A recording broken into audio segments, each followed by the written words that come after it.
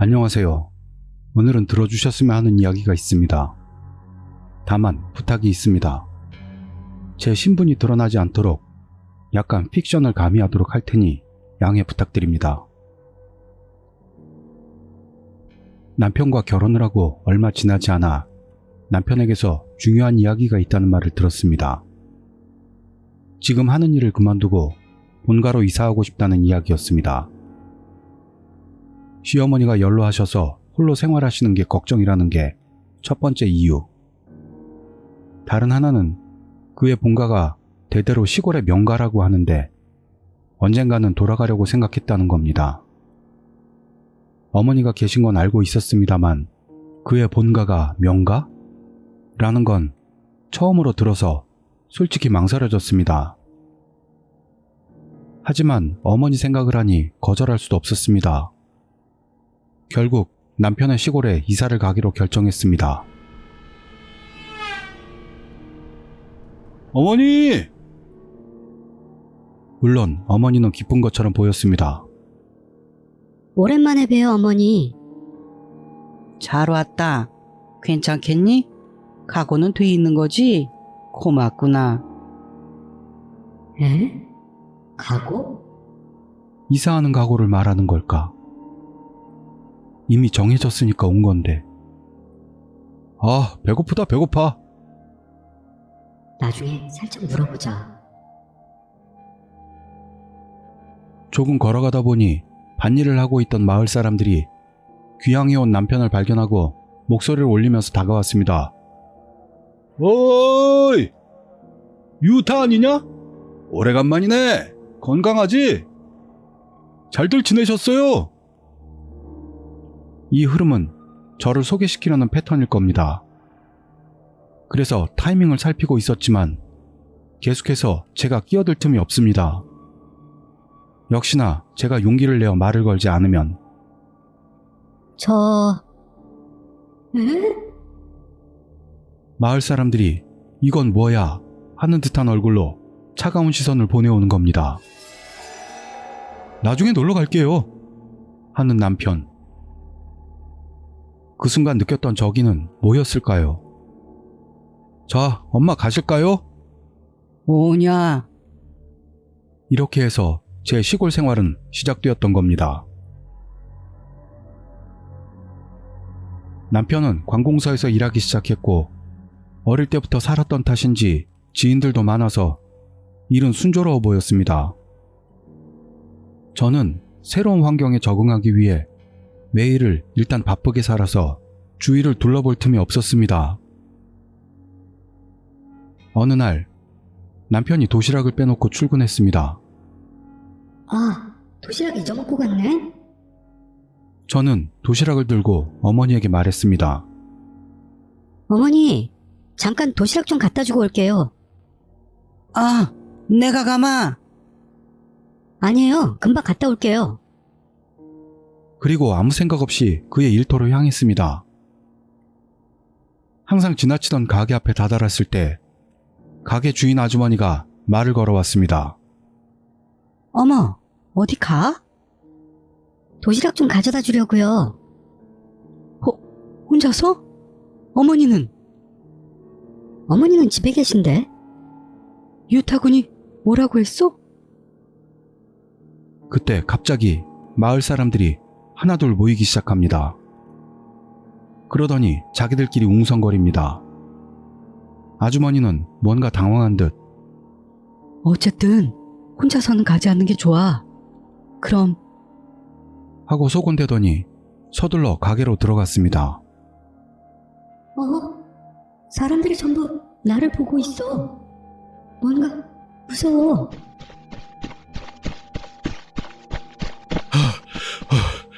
여기 있던 거야? 이웃다. 고마워. 일단 내가 집까지 데려다 줄게. 에? 왜? 모처럼 도시락을 가지고 왔는데 돌아가는 우리를 마을 사람들은 차가운 시선으로 바라봤습니다. 그리고 그들이 속삭이던 소리에 섞여 믿을 수 없는 말이 들렸습니다. 타관 사람 주제에 타고 한 사람?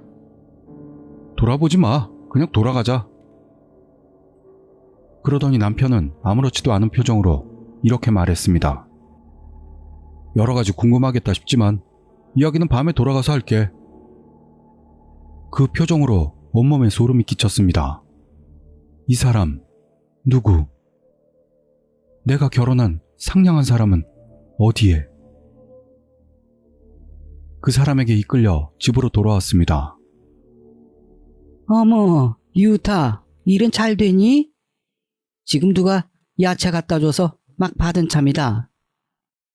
어머니는 손에 당근, 무 같은 걸 들고 있었습니다. 저는 처음으로 위화감이라는 걸 느꼈습니다. 제 존재 같은 건 아예 없었던 겁니다. 타관 사람이었던 겁니다.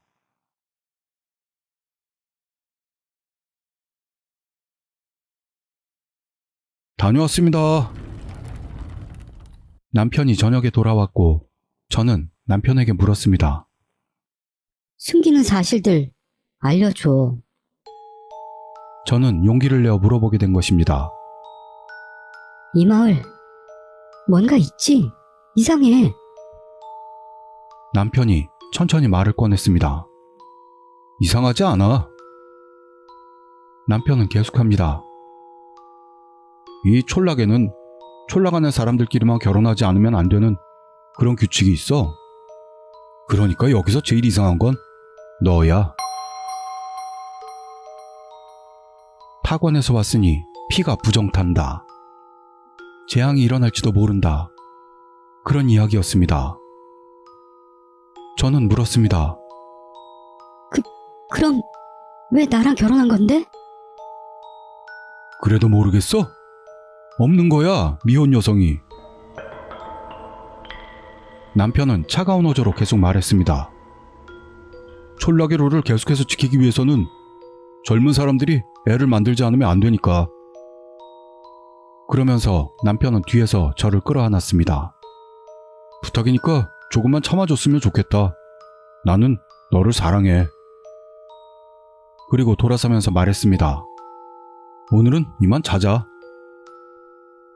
저는 충격으로 그 자리에서 움직일 수가 없었습니다. 다음날 아침, 지난밤의 충격이 가시기도 전에 저에게 사건이 일어났습니다. 밤새 뒤척거리며 잠을 이룰 수가 없었습니다.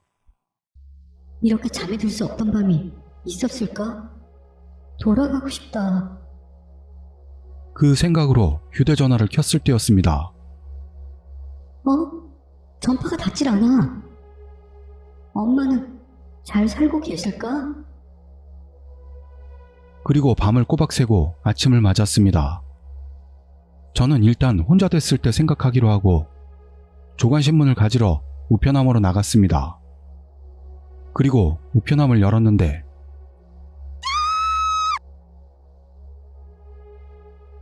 까마귀 시체가 어째서 우편함에. 아침부터 무슨 비명소리니? 어머니가 걸어 나왔습니다. 어머니! 우편함에 까마귀 시체가. 그러자 어머니는 이렇게 말했습니다. 어머나, 가엾게도. 그러더니 아무렇지도 않은 표정으로 시골에선 이런 일은 자주 있다. 수선 피우지 말아라. 어머니는 말렸지만 경찰에 연락한 후 경찰들이 까마귀의 시체를 치워갔습니다. 하지만 설마 집단 괴롭힘. 저는 엄마가 너무 보고 싶었습니다. 혼자가 되면 꼭 전화하고 싶었습니다. 그렇지만 제가 있는 곳에는 꼭 어머니가 있었습니다. 몰래 전화기를 들여다보고 있자 그런 데서 뭐 하고 있니? 하고 나타나는 어머니. 반일 나갈 테니까 좀 도와줄래? 어머니가 저를 조금이라도 기운이 나게 해주려는 걸까요? 네, 알겠습니다. 솔직히 까마귀의 시체를 본 충격이 가시지 않았지만 반일이라도 나가면 기분 전환이라도 될까요? 이상하다고 생각할지도 모르겠지만 이때는 이 마을을 빠져나가는 것보다 내가 있는 곳을 지키고 싶다고 생각하는 제가 있었던 겁니다.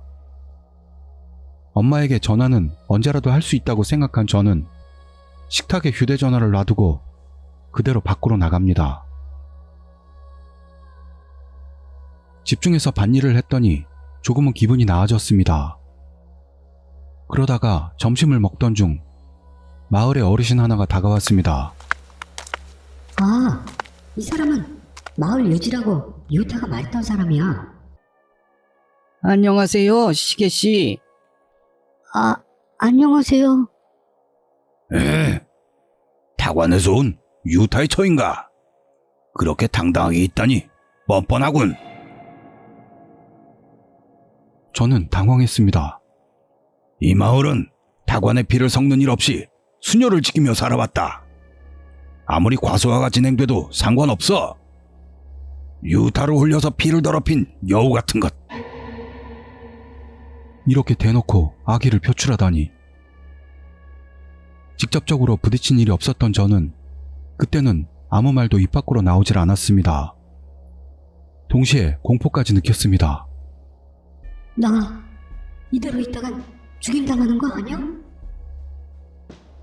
살이조차 느껴질 정도의 증오를 느꼈던 겁니다. 말도 되지 않는 공포를 느낀 저는 집에 돌아와 몰래 짐을 싸기 시작했습니다만 휴대전화가 휴대전화가 없어. 어째서? 어디다 둔 거야 대체? 저는 스스로를 안정시키면서 기억해내려 애썼습니다. 그리고 밭일을 나가기 전에 식탁 위에 놓아둔 걸 기억해냈습니다. 그래, 식탁 위야. 하지만 식탁 위에 제 휴대전화는 없었습니다. 그때도 제가 있는 곳에 어느새인지 와있던 어머니에게 어머니, 제 휴대전화 못 보셨어요? 하고 물었습니다. 아니, 못 봤다. 오메씨, 부탁하신 거 가지고 왔어요. 네, 가게 아주머니가 뭔가를 들고 집 밖에서 어머니를 불렀습니다. 내 휴대전화에다 걸어보면 나오겠지. 그렇게 생각한 저는 집 전화로 제 휴대전화에다 걸었습니다. 어디선가 희미하게 벨소리가 울립니다. 어머, 잘 안 들리긴 하지만 벨소리야. 그런데 그 소리가 들리는 곳은 어머니의 방이었습니다. 마음대로 들어가는 건 좀 그렇긴 하지만 저는 살금살금 어머니 방을 향했습니다. 어? 어머니가 항상 소중히 여기는 것들을 넣어놓는 폐물 상자. 그곳에서 소리가 울리는 겁니다. 몰래 그 뚜껑을 열자 아, 있어. 남의 방에서 뭐 하고 있는 거니? 너무 놀라 돌아보니 어머니가 서 있었습니다. 죄송합니다. 이거 제 건데. 알고 있다. 하지만 그게 있으면 돌아가고 싶어지지 않니? 무표정인 어머니는 계속해서 이렇게 말했습니다. 다른 집 사람들이 뭐라고 해도 너는 있어야만 해. 아이도 낳고 집안도 이어나가지 않으면 안 된다. 내 아들 대해서 대가 끊기면 안 돼. 유타도 같은 생각이니까 널 데려온 거야. 그러는 어머니 뒤로 꼭 많은 사람들이 보이는 기분이 들었습니다. 이 사람은 처음부터 집안 사정 말고는 아무것도 생각하지 않았다. 이대로는 안 돼. 유타, 내게 뿌리야. 달아나자. 그렇게 생각하며 움직이려는 제 뒤에서 어디 가는 거니? 하는 당황한 어머니의 목소리가 들렸습니다. 지금 도망치지 않으면 안 돼. 기다려! 혼난단 말이야! 널 지켜보라고 했다고! 미안해요. 미안해요. 저는 미친 듯이 마을을 달려 빠져나와 산으로 들어섰습니다. 하지만 바로 해가 완전히 저물어 밤이 되고 말았습니다.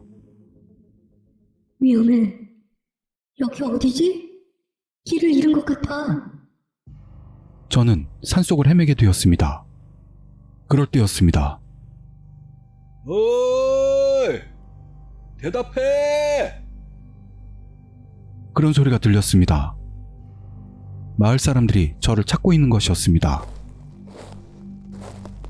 바스락거리는 발소리가 점점 가까이 오고 있습니다. 어이! 유탄의 세댁! 어디야? 어쩌면 좋아? 도와달라고 할까? 어머니가 경찰에 연락한 건지 마을 사람들도 저를 찾고 있는 것 같았습니다. 어이 세댁! 밤엔 추워서 안 돼! 어여 나와! 분명히 해가 지고 나서 추워지고 있었습니다. 갑작스레 뛰쳐나왔기 때문에 휴대전화와 지갑은 가지고 나왔지만 옷까지는 가지고 나오지 못했습니다. 배도 고파지면서 마음이 약해지고 있었습니다. 문득 눈에 들어온 것은 고음 주의 팻말이었습니다. 여기 곰도 나와? 그때였습니다. 바로 옆에서 발자국 소리가 났습니다. 아, 진짜 손 많이 가는 여자네. 한잔하고 자는 중이었는데 제기랄. 이사는 잘하는 놈들만 나갈 수 있으니까 분명 산에 아직 있을 거라고 촌장이 그러더라고. 맞아. 타지 것들은 여기 살아도 애물단지 취급이지만 한번 들어오면 나가지도 못하게 잡아두니 참 생지옥이지 뭐. 생지옥. 마을 사람이 하는 이야기를 듣고 온몸에 힘이 빠지는 것 같았습니다. 그때였습니다. 누군가가 저에게 손전등을 들이댔습니다. 그것은 가게 아주머니였습니다. 들켰다. 끝났어. 아주머니는 놀란 듯 저를 계속해서 바라봤습니다. 전 당신, 갑자기 말을 꺼내는 제 입을 손으로 막는 아주머니. 위험해. 저기서 무슨 소리가 들렸어? 사람들의 발자국 소리가 우리 쪽으로 다가왔습니다. 아주머니는 제 입을 막은 채로 속삭였습니다. 소리 내면 안 돼. 그리고 잠시 후 발자국 소리는 우리에게서 멀어졌습니다. 한참이 지나고 나서 아주머니가 입을 열었습니다. 당신, 이 마을을 떠나는 거야?